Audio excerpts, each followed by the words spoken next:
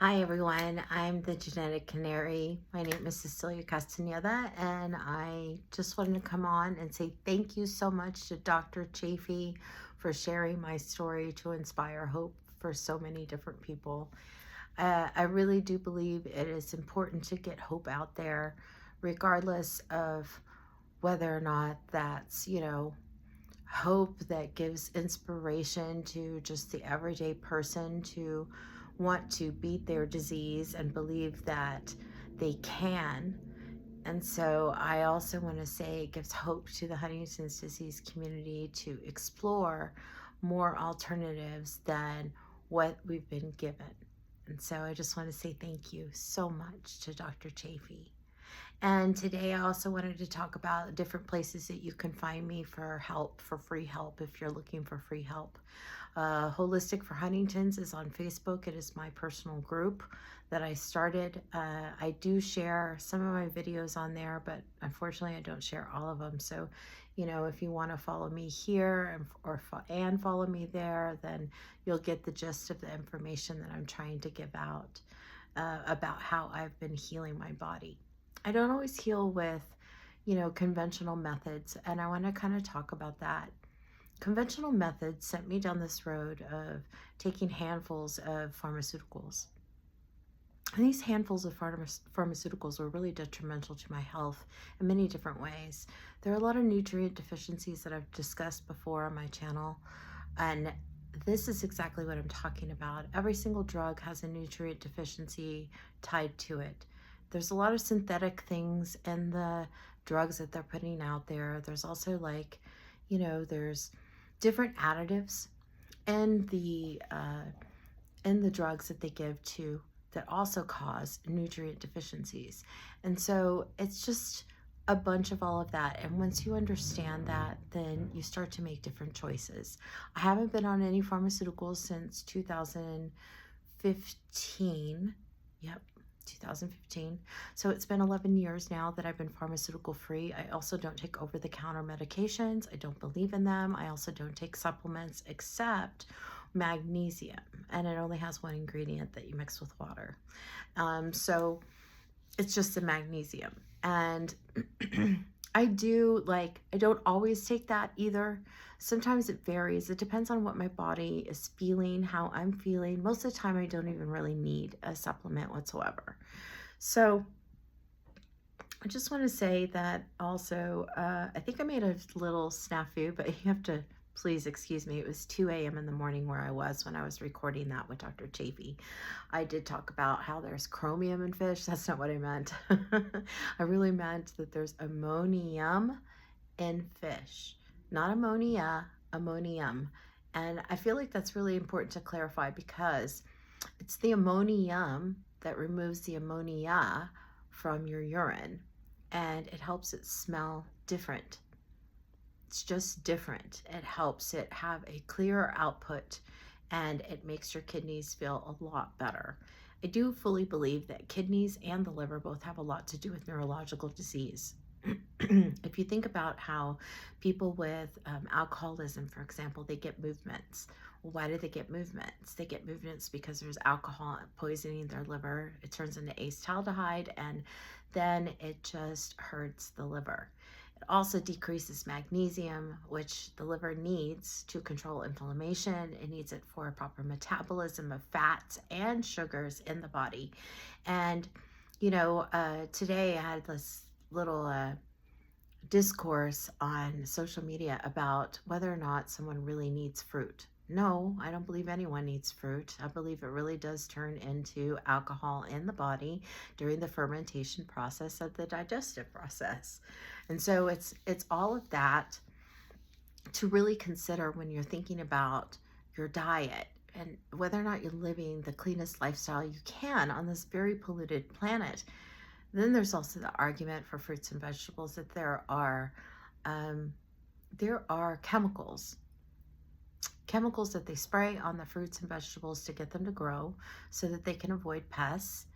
And those are pesticides. And then there's fungicides, which they spray on even organic to control mold. And nuts also naturally have mold on them. So, there's a lot of fungicide there that's sprayed on all organic stuff that most people aren't aware of. And I feel like that's important to be aware of because it affects your liver. It affects the metabolism of your fats and your sugars, and it also affects the inflammation in the liver. And so that's important to understand, but it also affects, because if the liver isn't doing well, then the kidneys aren't doing well because they're having to work extra hard to get all the toxins out of your body, and trying to get it out that way is difficult. So if you have a lot of fruits and vegetables in your diet, you're actually urinating out purines, which, is very detrimental for the kidneys. People think it's potassium, and a lot of doctors talk about that it's potassium, that it's this, that it's that, all of these kind of electrolytes. But really, you would be properly absorbing those electrolytes if you were eating properly, and it wouldn't be coming out of your urine. But it's coming out of your urine because you have purines, and the purines are detoxing your minerals. And so understanding it from that perspective is very important as well. I feel like there's so many different aspects of health that most people don't really fully anticipate or put together. For example, fruits and vegetables also, I talked a little bit about the chemicals, but those chemicals lay in the ground. And unless there's been some sort of regenerative farming where they've actually come in, tilled the soil, and then put minerals back into it that aren't synthetic, right? Which is difficult to do without manure. So if the cows came on and ate, let's say they grew grass on that, and the cows came and they ate the grass. The cows can process that. They have 4-chamber stomachs. That's what's so great about eating red meat. And so understanding that is important too, because people think, oh, well, then you're going to have glyphosate in your body that you got from the cow. But that's not true, because the cow has processed it with their 4-chambered stomachs. Humans only have one. So, and then there's the ground, right? So if you're growing the grass on it, and then the cows are eating the grass, and then they're putting the manure in the grass, it's going to take several generations of that to really occur before that soil is fully back to its mineral content to be able to grow any sorts of plants on it that are healthy for human consumption. Once upon a time, that was the case, but it's just not there anymore. But on top of that, if we were going to look at it from a Huntington's disease perspective, and we will go all the way back to the Salem witch trials time frame, okay, and you go back to that and you see what they were eating. They were eating a lot of root vegetables. They were eating a lot of plants, and then occasionally they had a little meat pie, which was still coated in plants. And, there is a documented story of, someone, I believe it's the Huntington's disease in Australia, posted this on the association posted this on their website. And it was about, I could be wrong about the details, but they posted that they believe that one of the Salem witches actually had Huntington's disease.